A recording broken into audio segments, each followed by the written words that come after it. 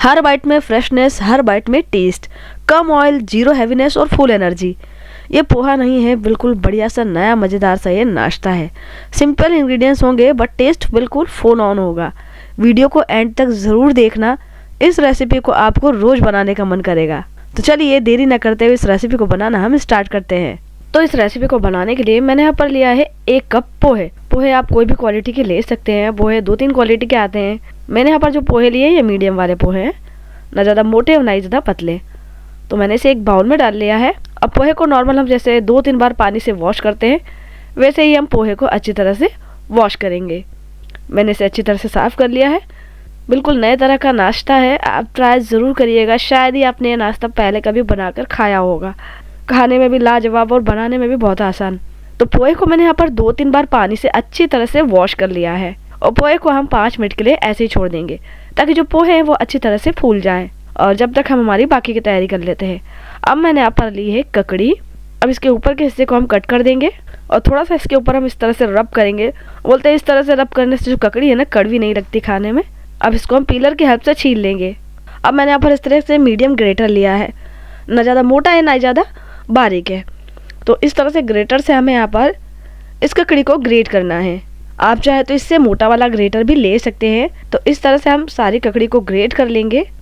ककड़ी से इस नाश्ते का जो स्वाद है ना बहुत बढ़ जाता है। और क्या नहीं मानिए, मुझे लगता है आपने कभी ये रेसिपी पहले बनाकर नहीं खाई होगी, सोचा भी नहीं होगा कि ऐसे भी इस रेसिपी को बना सकते हैं क्या। तो इस तरह से मैंने यहाँ पर ककड़ी को अच्छी तरह से ग्रेट कर लिया है।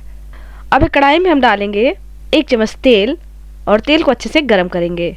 तो कोई भी वेजिटेबल ऑयल आप यूज़ कर सकते हैं घर में खाने के लिए। जैसे कुछ घर में सरसों का तेल भी यूज़ किया जाता है खाने के लिए, तो आप उसका यूज़ भी कर सकते हैं। अब इसमें हम डाल देंगे 1 चम्मच के करीबन चना दाल और चना दाल को अच्छी तरह से तेल के अंदर हम फ्राई करेंगे।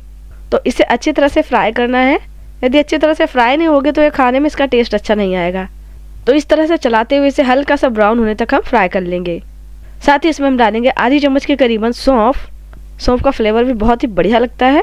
फिर इसमें हम डालेंगे 2 हरी मिर्च बारीक कटी हुई। हरी मिर्च की क्वांटिटी आपके टेस्ट के अकॉर्डिंग रख सकते हैं आप, जितना इस नाश्ते को आप तीखा बनाना चाहते हैं। और फिर इसमें हम डाल देंगे 2 चम्मच के करीबन मूंगफली के दाने। अब इन सारी चीज़ों को हम अच्छे से पका लेंगे ताकि इनके अंदर का जो कच्चापन है ना वो चला जाए। ये सारी चीज़ें अच्छी तरह से पकना बहुत ज़रूरी है। तो सभी चीज़ें अच्छी तरह से यहाँ पर पक चुकी है। अब इसमें हम डाल देंगे 1 बारीक कटा हुआ प्याज। प्याज यहाँ पर टोटली ऑप्शनल है, यदि आपकी इच्छा हो तो आप प्याज डालें, नहीं तो बिना प्याज के भी आप इस रेसिपी को बना सकते हैं। अब प्याज को भी हल्का सा गोल्डन ब्राउन कलर आने तक हम पका लेंगे। अब जब तक प्याज पक रहा है हम चेक कर लेते हैं पोहे अच्छे से फूले हैं या नहीं।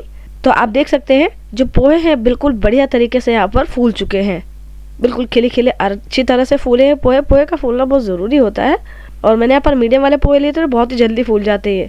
अब जो हमने यहाँ पर ककड़ी को कद्दूकस करके रखा था ना, उसे हम इसके अंदर डाल देंगे। अब आप सोच रहे होंगे कि ककड़ी को इसके अंदर डाल दिया। आप देखिए इसका जादू।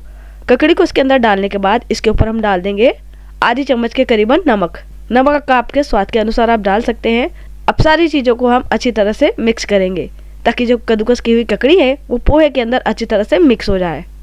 आप चाहें तो इस रेसिपी को बच्चों के टिफ़िन में भी बना कर रख सकते हैं। घर में कुछ किसी को नया खाना की डिमांड है तो आप इस नाश्ते को बनाकर खिलाइएगा।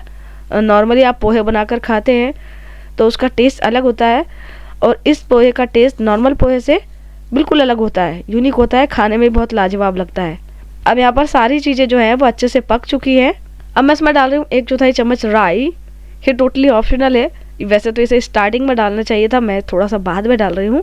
इसे हम थोड़ी देर के लिए पका लेंगे। आप यदि राई डालें तो इसे पहले डालें। अब राई भी जो अच्छी तरह से पक गई है। अब जो हमने पोहे के अंदर ककड़ी मिला कर रखी ना, उस पोहे को हम इसके अंदर डाल देंगे। हल्दी वगैरह आपको नहीं डालना है, नहीं तो ये नॉर्मल पोहे जैसे दिखेंगे और टेस्ट भी अलग हो जाएगा। इसलिए जैसा मैंने बनाना बताया आप एक बार इस तरह से ट्राई ज़रूर करिएगा। मेरे घर में सभी को बहुत पसंद आते हैं पोहे। अच्छे से मिक्स कर देंगे और इसे हम पका लेंगे करीबन 3 से 4 मिनट के लिए। मैंने इसे ऐसे ही पकाया, आप चाहे तो इसे ढककर भी पका सकते हैं। 3 से 4 मिनट कंप्लीट हो चुका है, पोहे अच्छे से पक गए हैं, पोहे बनकर तैयार है। इसमें हम डाल देंगे थोड़ा सा बारीक कटा हुआ धनिया। अच्छी तरह से मिक्स कर लेंगे। कुछ लोग शक्कर डाल के भी खाना पसंद करते हैं, तो यदि आप पसंद करते हैं तो हल्की सी इस स्टेज पे आने के बाद आप शक्कर डाल सकते हैं। तो ये लीजिए टेस्टी से नए फ्लेवर में ये कुकुम्बर पोहा बनकर तैयार है। आप एक बार इसे ट्राई जरूर करें। रेसिपी कैसी लगी मुझे कमेंट्स करके ज़रूर बताएं।